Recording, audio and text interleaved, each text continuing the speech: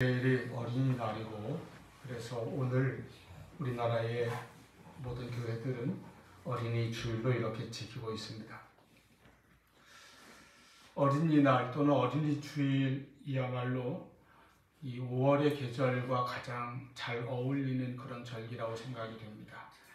복음서에 보면은 예수님께서는 이 어린이를 굉장히 중요하게 생각하시고 또 참 귀하게 대하신 것을 볼 수 있습니다. 대표적으로 마태복음 19장이나 누가복음 18장에 기록되어 있는 이야기가 있어요.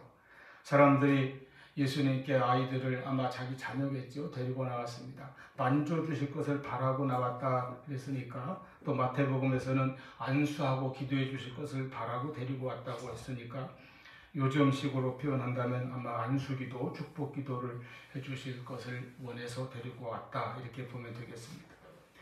그런데 이런 아이들을 제자들이 막았어요. 못 나오게 막았습니다. 아마 제자들 생각으로는 예수님이 여러 가지 사역으로 피곤하신데 아이들까지 이렇게 나와서 그 일을 더 많이 하시게 해야 되겠느냐, 이렇게 아마 생각했을 것 같아요. 그런데 이때 예수님께서 노하셨다고 그랬습니다. 사랑의 예수님께서 이 세상에 계실 때에 분노하신 일은 많지 않습니다. 언제 예수님께서 노하셨는가 하면 대표적으로 성전을 청결케 하실 때죠. 인간의 탐욕으로 인해 타락한 종교 지도자들과 장사꾼들이 하나님의 거룩한 성전을 이 장사의 소굴, 강도의 소굴로 만들고 더럽혔을 때에 아주 진노하신 모습을 보여주셨습니다. 가장 크게 진노하신 것이죠. 그 다음에 바리새인들의 그 위선적인 행위, 그 외식하는 행위에 대해서 주님께서는 굉장히 책망하셨습니다. 이 독사의 자식들아, 이렇게 책망하셨어요. 이 위선과 거짓은 진리이신 예수님께서 아주 싫어하시는 모습입니다. 그리고 이제 노하신 장면이 아까 말씀드린 것처럼 예수님께 어린이들을 데리고 오는 것을 막았을 때 주님이 노하신 것을 볼 수가 있습니다. 아마 복음서에서 이 세 가지 경우 외에는 별로 없는 것 같아요.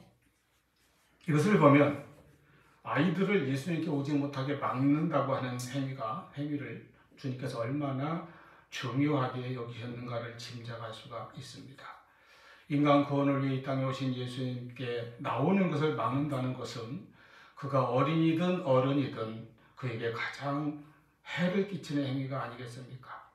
그래서 오늘 본문에도 8절 그리고 그 다음 7절에 보면 한 작은 자 하나를 실족하게 하는 일은 큰 화가 된다고 경고하신 말씀이 있습니다. 이보다 더 심각한 일이 없고 이것이 예수님을 노하게 하는 일이 된다는 것이죠.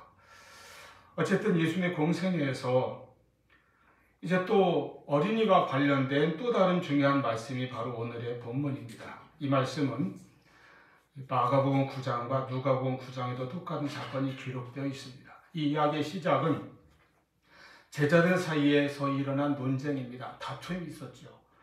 무엇 가지고 싸웠는가 하면 누가 큰 자냐, 또 누가 높은 자리에 앉느냐 하는 문제를 가지고 서로 제자들 간에 다툼이 있었습니다. 오늘 본문 1절에는 천국에선 누가 크니까 이렇게 예수님께 질문한 것으로만 나와 있지만은 누가복음 9장에는 그 이전에 제자들이 서로 높은 자리에 앉겠다고 다툰 그 장면이 먼저 있었지요. 마가복음에는 이 문제로 쟁론했다고 기록되어 있기도 합니다. 여러분, 하늘의 보좌를 떠나셔서 자기를 다 비우시고 스스로 낮아지신 그 예수님 앞에서 누가 높은 자냐, 누가 큰 자냐, 높은 자리에 누가 앉느냐 하는 문제로 서로 쟁론하고 다투는 이들의 모습을 보십시오. 사실 오늘날 이 세상의 가치관만을, 세속적인 가치관만을 따라가는 인간들의 혹은 그리스도인들의 모습을 드러내고 있지 않습니까? 더구나 이 제자들의 그 같은 다툼이 이 세상에 국한되지 않고 천국에서 누가 큰 자냐, 거기까지 나아갔다는 것이죠. 여러분, 천국은 그런 곳이 아닙니다. 천국은 누가 크고 작고 높고 낮은 곳이 아니에요. 이기고 지는 경쟁이 아닙니다. 누군가 높아지고 누군가는 더 좋은 자리에 앉는 곳이 아닙니다. 그것은 이 세상에서나 그렇죠. 만약 그렇다면 천국이 이 세상과 무엇이 다르겠습니까? 하나님 나라 천국은 이 세상과는 차원 자체가 완전히 다른 것입니다. 그러므로 천국에서 누가 크냐를 두고 다투는 것은 잘못된 관심사요, 잘못된 가치관입니다. 정말 그들이 기울여야 할 관심이 있다면 천국에서 누가 큰 자냐 하는 것이 아니라 예수님의 대답은 그것입니다. 너희들이 정말 천국에 들어갈 수 있느냐? 천국에 들어갈 것인가에 대한 것으로 주님은 오히려 답변하십니다. 천국에 들어가는 것이 중요합니다. 천국에서 누가 큰 자냐, 그것은 장차 하나님께서 상 주실 때에 그때 가보면 알게 될 것입니다. 우리의 영역이 아니에요. 하나님의 주권에 속한 것입니다. 자, 어쨌든 그런 제자들 앞에 예수님께서 한 어린아이를 부르셨어요. 그리고 그 어린아이를 그들 가운데 세우시고 말씀하십니다. 진실로 너희에게 이르노니 너희가 돌이켜 이 어린아이들과 같이 되지 아니하면 결단코 천국에 들어가지 못하리라. 여러분, 제자들은 누가 높은 자냐, 누가 천국에서 큰 자냐, 이걸 가지고 서로 싸웠는데 예수님은 들어가느냐 못 들어가느냐로 답변을 하셨다는 것입니다. 그때 어린이를 불러서 가운데 세우시고 보여주시면서 말씀하셨어요. 예수님께서는 어린이를 그만큼 천국의 주인공으로 세우시고 주인공으로 제자들에게 보여주시는 겁니다. 얼마나 어린이들 특별하게 대하셨는지를 볼 수가 있어요. 어떤 분은 이 가운데 세우셨다는 것이 굉장히 중요한 의미가 있는 걸로 이렇게 해석되는데 저도 공감이 가는 바가 많이 있어요. 제가 우리 교회 참 좋고 또 여러분이 감사한 게 그런 겁니다. 우리 교회는 누구나 가운데 있어요. 새로 왔든지 교회 다닌 지 얼마 안 됐든지. 왜 그런가 하면 우리 여전 대년 비롯해서 먼저 오래 다닌 우리 권사님들이나 우리 성도님들이 그런 모습을, 그런 마음을 다 보여주시기 때문입니다. 그게 주님의 마음이죠. 가장 작은 자를, 가장 약한 자를 가운데 세우는 것, 하나님의 나라의 아름다운 모습입니다. 제자들은 서로 자기가 가운데 있겠다고, 저희가 높은 자리에 있겠다고, 자기가 큰 자가 되겠다고 다투는 그들 가운데 예수님께서는 작은 어린아이를 가운데 세우셨습니다. 그리고 3절에 계속 말씀하십니다. 진실로 너희에게 이르노니 너희가 돌이켜 어린아이들과 같이 되지 아니하면 천국에 들어가지 못하리라. 여러분, 아까 말씀드린 것처럼 제자들은 천국에서 누가 큰 자냐, 또는 이 세상에서 누가 더 높은 자냐, 그걸 가지고 싸웠습니다. 그런데 주님은 물으셨어요.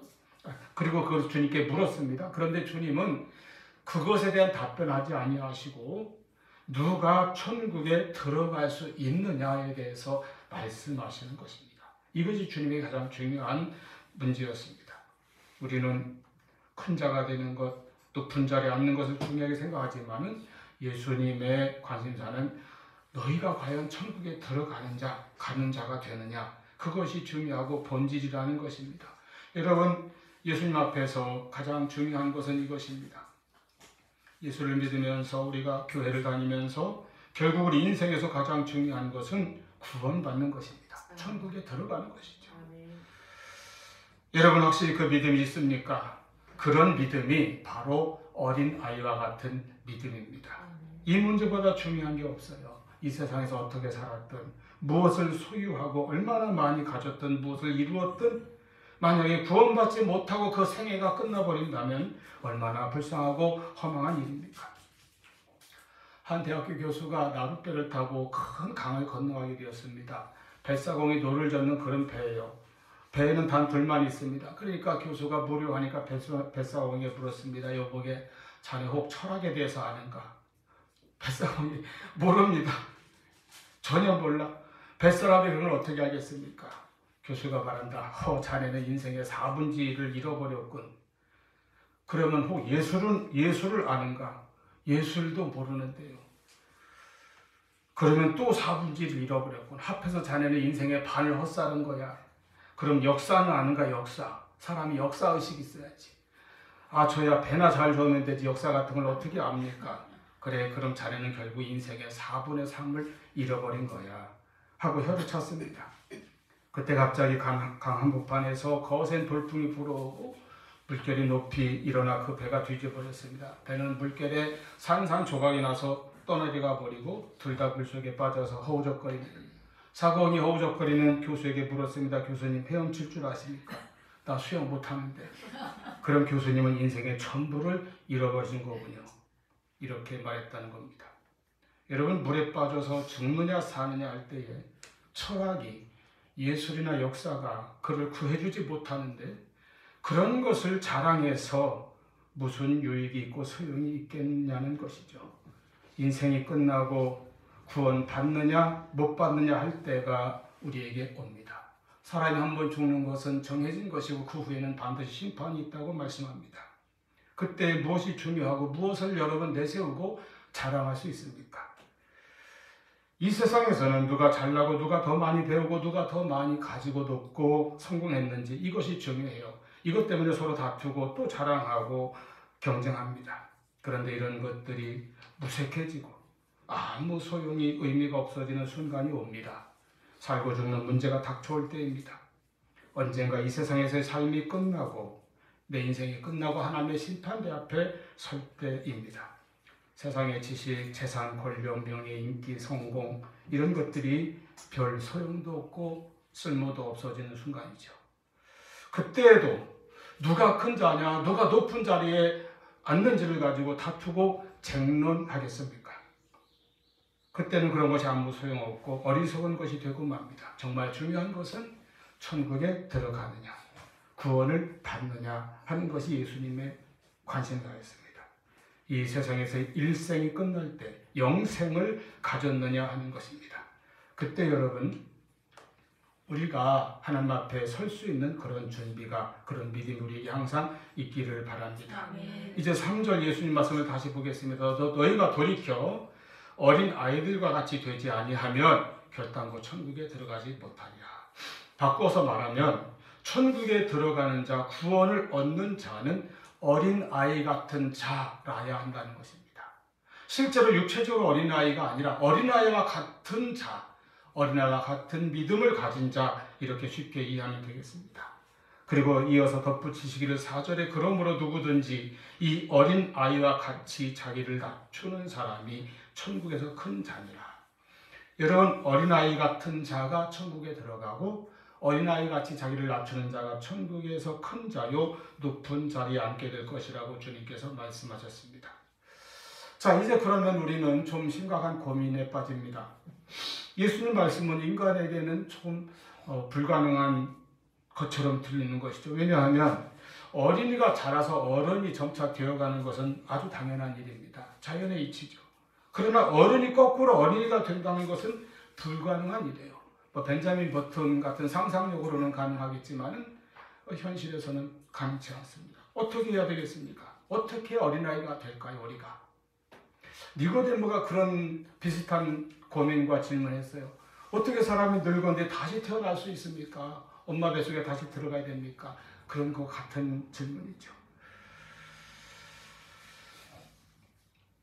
여러분, 오늘날 하나님 앞에서 어린아이는 누굽니까? 이제 우리 교회에도 사실 이 실제로 어린아이를 가진 가정은 얼마 안 돼요. 어린이 주일을 맞이했지만 그런 가정은 많지 않습니다. 그러나 하나님 앞에서는 우리 모두가 바로 어린아이 같은 마음, 그 신앙을 가져야 한다는 것입니다. 아멘. 예수님이 천국에 들어가는 절대 조건으로 말씀하시는 것이 그것입니다. 어린아이가 되어야 한다. 어린아이의 마음을 가져야 한다. 그 믿음을 가져야 한다. 4절에 보면 그 특징 한 가지가 나옵니다. 그러므로 누구든지 이 어린아이와 같이 자기를 낮추는 사람이 천국에서 큰 자니라. 어린이의 특징은 자기를 낮추는 것이라고 하셨습니다. 자기를 낮추는 것. 이것은 제자들의 관심과는 정반대되는 것이었습니다. 제자들은 누가 크냐고 다투었어요. 누가 높으냐고 쟁론하였습니다. 사실 그게 이 땅에서 우리 모두의 마음이기도 합니다. 인간은 그렇죠. 그러나 천국의 조건은 자기를 낮추는 데 있다는 것입니다. 그것을 예수님께서는 이제 어린아이가 되라는 말씀으로 표현을 하신 거예요. 어떻게 가능합니까? 우리가 어떻게 해야 어린아이가 될 수가 있습니까? 첫째는 돌이켜야 합니다. 3절에 보니까 진실로 너희에게 이르노니 너희가 돌이켜 어린아이와 같이 되지 아니하면, 돌이키라는 거예요. 어른의 모습에서 돌이켜서 어린아이가 되라. 자꾸 자기를 내세우고 자기를 높이려 하는 거기서 돌이켜 어린아이처럼 자기를 낮추어라. 이것은 철저한 방향의 전환을 의미합니다. 이것이 진정한 회개죠. 여러분 교회에서 회개를 많이 말씀드립니다만 회개가 무엇입니까? 돌이키는 거예요. 세상에서 하나님께로 돌이키는 것입니다. 죄에서 하나님께로 돌이키는 것입니다. 나 자신에게서 하나님께로 돌이키는 것입니다. 돌이키는 것이 회개예요. 하나님께로 돌아가는 것입니다. 내 심령을 돌이켜서 어린아이의 상태로 바꾸어야 천국에 들어간다는 말씀입니다. 그래서 이걸 조금 더 말씀드린다면 이 돌이키는 것은 곧 거듭나는 것입니다. 너희가 돌이켜 즉 거듭나서 어린아이와 같이 되지 아니하면 결단코 천국에 들어가지 못하리라. 우리가 하나님 앞에 진정한 어린아이가 되려면 어떻게 해야 합니까? 거듭나야 합니다. 그러면 그 순간 어린아이가 되는 것이죠.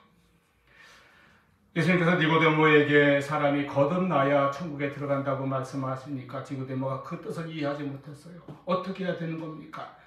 영적으로, 내적으로 속사람이 다시 태어나야 되는 것이다. 거듭나야 되는 것이다. 이렇게 주님께서 말씀하셨습니다.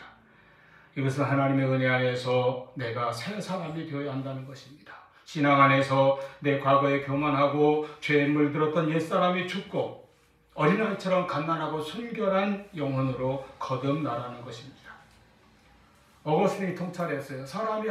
인간이 아무리 노력해도 어른이 어린아이가 될 수는 없다. 그래서 다시 태어나는 수밖에 없다.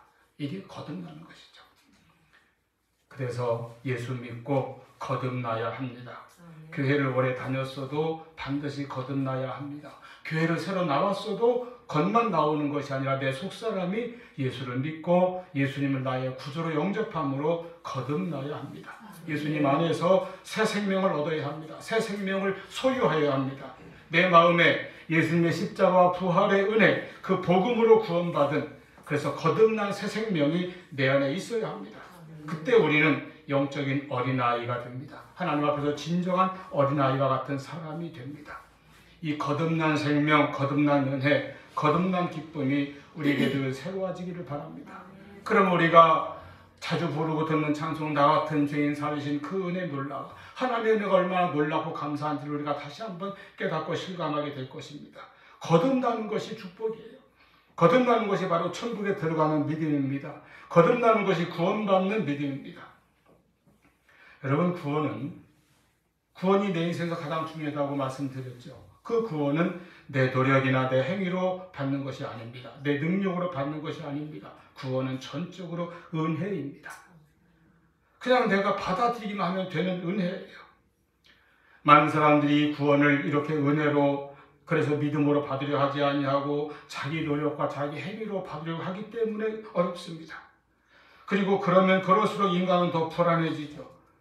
근데 인간은 참 자기를 내세우는 본성이 있어서 자꾸 내 믿음보다는 나의 행위, 나의 어떤 노력을, 내 자격을 나타내고 공로를 내세우려고 하는 게 우리에게 익숙하고 그게 자꾸 올라와요. 이런 본성적인 습관이 있습니다. 사실 구원은 은혜이기 때문에 내가 받기만 하면 되는 건데 믿으면 되는 것이거든요. 어떤 게 사실 쉽습니까? 믿음입니까? 행위입니까? 믿음입니까? 나의 노력입니까? 믿음이 훨씬 쉽지요. 그런데도 많은 사람들은 내 행위에 의지합니다. 행위에 집요하게 집착하는 것은 자기를 내세우기 때문에 그래요. 자기 공로, 자기 노력, 자기 자격, 이게 교만입니다. 그래서 어린아이와 같이 낮추는 자는 자기를 내세우지 않고 오직 은혜를 받아 그 은혜를 받아들여서 믿음으로 받아들여서 어린아이와 같은 믿음으로 나갈 때 우리가 거듭나고 하나님 앞에 그리고 천국에서 주인공이 될 수 있다고 하는 것입니다. 오직 주의 은혜를 받고 그 은혜로 거듭나는 그러한 신령한 축복이 우리에게 항상 있기를 바랍니다. 아멘. 예수님께서 어린아이와 같이 자기를 낮추는 자, 거듭난 겸손한 은혜, 겸손한 믿음, 이것을 찾고 원하시는 것입니다. 그 믿음이 있을 때 천국에 들어가고 그러한 믿음의 소유자가 천국에서 큰 자라고 말씀하십니다. 여러분 항상 기억하십시오. 우리 기독교의 구원의 이 원리는 내가 뭘 아주 대단한 걸 힘써서 애쓰고 행해서 받는 것이 아니라 주님께서 해놓으신 것을 믿고 그 은혜를 받아들이는 것입니다. 이러한 거듭난 신앙으로 구원의 확신을 가지고 살아가는 하나님의 자녀로 살아가는 우리 모두가 될 수 있기를 축원합니다.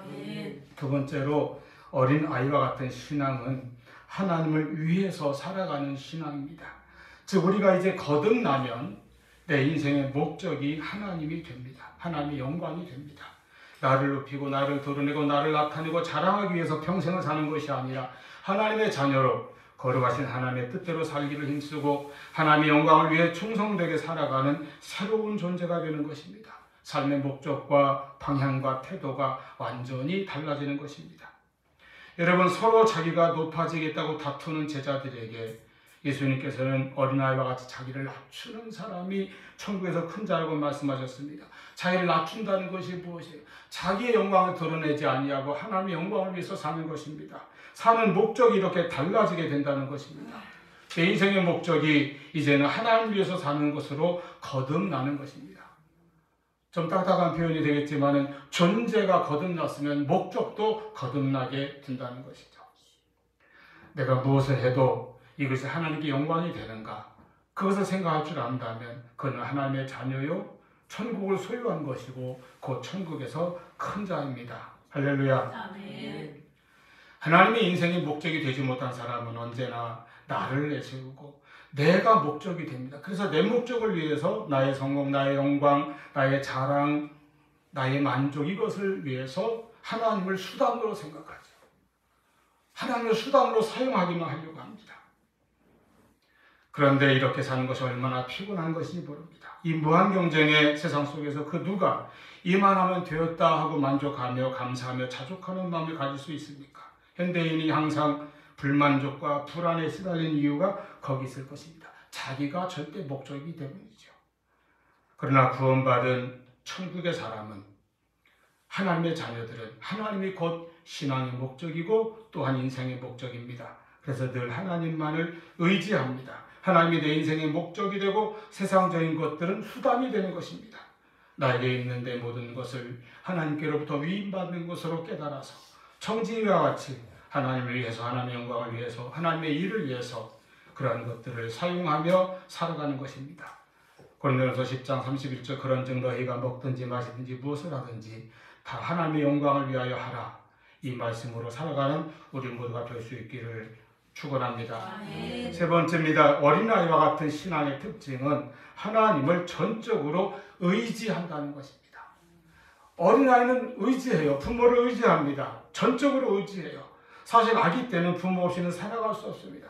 여러분, 우리가 이렇게 살아서 여기까지 온 것은 내가 갓난아기 때 부모님이 나를 살려주기 때문입니다. 다음 주가 어버이주일입니다만 그 은혜를 미리 깨닫고 마음에 새기시기를 바랍니다. 살아있는 자체가 은혜예요. 소는 나누면 소뿐 아니라 다른 웬만한 야생의 짐승들 나누면 조금 있으면 지들이 이렇게 꿈틀꿈틀 가기도 하고 이렇게 눈도 뜨고 그러더라고. 사람은 그렇지 못합니다. 반드시 부모님에 의해서 보호받고 양육받아야 살아납니다. 전적으로 부모님을 의지합니다. 아기는 부모 없이는 살아갈 수가 없어요. 내 힘으로 어떻게 할 수 없으니까 부모에게 도움을 청합니다. 아기가 할 수 있는 거는 우는 것밖에 없으니까 아기는 늘 울어요. 배고파도 울고 기저귀가 젖어도 울고 어디서 큰 소리가 나도 울고 하다못해 심심해도 울고 우는 게 아기의 요청이고 우는 게 자기 표현이죠. 이제 좀 크면 말할 줄 아니까 말로 또 요청하죠. 모든 걸 부모님께 요구하고 원하잖아요. 의지하잖아요. 그렇기 때문에 무슨 일이 생길 때 자녀가 제일 많이 하는 일이 뭐예요? 엄마 아빠 찾는 거죠. 찾고 보는 거예요, 그냥. 그리고 말하죠. 요청합니다. 때로는 조릅니다. 때도 씁니다. 여러분, 영적인 어린아이에게는 이와 같은 요청이 무엇입니까? 그게 믿음이고 바로 기도입니다. 항상 하나님만 의지하고 하나님만 바라보며 또 하나님께 기도하는 신앙이 어린아이와 같은 신앙입니다. 나에게 염려가 있고 걱정이 있고 두려움이나 불안이 나를 찾아올 때 하나님을 의지하고 하나님을 신뢰하십시오. 이것이 믿음이고 어린아이와 같은 신앙입니다. 이것이 곧 구원받은 자의 모습이요 천국에서 큰 자가 되는 마음이요 자세입니다. 성도는 하나님과 사람 앞에 겸손합니다. 아이는 부모님 앞에서 교만하지 않아요. 왜냐하면 자기 모든 것이 부모님으로부터 온 것이기 때문입니다. 영적으로 우리도 하나님 앞에서 겸손합니다. 내가 가진 모든 것이 바로 하나님께로부터 온 것임을 깨닫고 믿기 때문입니다. 내 생명도 건강도 지식도 소유도 재능도 시간도 하나님께로부터 온 것이며 하나님께서 주신 것이고 허락하신 것입니다. 이걸 가지고 내가 주인인 것처럼 자랑하고 교만하며 헛되게 쓸 수는 없습니다. 하나님께서 맡겨주신 거예요. 이것을 관리하며 우리는 살아가는 자들입니다. 그래서 하나님을 의지하며 필요한 것이 있을 때마다 기도하며 나가는 것입니다. 하나님을 신뢰하기 때문에 기도하는 거예요. 모든 일에 하나님을 찾고 나의 모든 문제에 대해서 하나님께 맡기고 하나님께 아뢰고 또 하나님께 구하고 간구하는 그런 믿음의 자세, 그 믿음으로 기도로 사는 삶이 어린아이 같은 모습인 것입니다. 그래서 예수님께서도 제자들에게 기도를 가르치셨어요. 너희는 이렇게 기도하라. 하늘에 계신 우리 아버지요. 또 기도할 것을 명령하셨습니다. 구하라, 찾으라, 두드리라. 그리고 기도하면 응답 받을 것도 약속하셨습니다. 받을 것이다, 찾을 것이다, 열릴 것이다. 너희가 악한 자라도 좋은 것으로 자식에게 줄 줄 알거든 하물며 하늘에 계신 너희 아버지께서 구하는 자에게 좋은 것으로 주시지 않겠느냐. 여러분, 어떤 일에든 어떤 문제든 그것을 가지고 하나님께 나아가서 기도하는 것이 어린아이 같은 신앙입니다. 하나님께 맡기는 신앙이에요. 하나님께서 기뻐하시는 신앙입니다. 빌립보서 4장 6절 7절 말씀, 아무것도 염려하지 말고 오직 모든 일에 기도와 간구로 너희 구할 것을 감사함으로 하나님께 아뢰라. 그리하면 모든 지각에 뛰어난 하나님의 평강이 너희 마음과 그리스도 예수 안에서 너희 마음과 생각을 지키시리라. 할렐루야. 어린이 주일입니다. 우리 자녀들을 위해서 더욱 기도하시기 바랍니다. 자녀가 어리든 이제 다 장성했든 부모에게는 평생 어린아이예요. 그 자녀들을 위해서 기도하시고 축복하십시오. 그리고 우리 자신이 하나님 앞에서 어린아이 같은 믿음을 가질 수 있도록 내 거듭난 신앙을 새롭게 확인하고 이제 내 삶의 목적을 하나님에게 두고 온전히 하나님을 신뢰하며 의지하는 믿음으로 기도하며 살아가는 우리 모두가 될 수 있기를 바랍니다. 하나님께서 그의 자녀들에게 주시는 평안함과 담대함이 그리고 예비하신 신령한 은총과 축복이 우리 모두에게 함께하기를 축원합니다. 기도하겠습니다.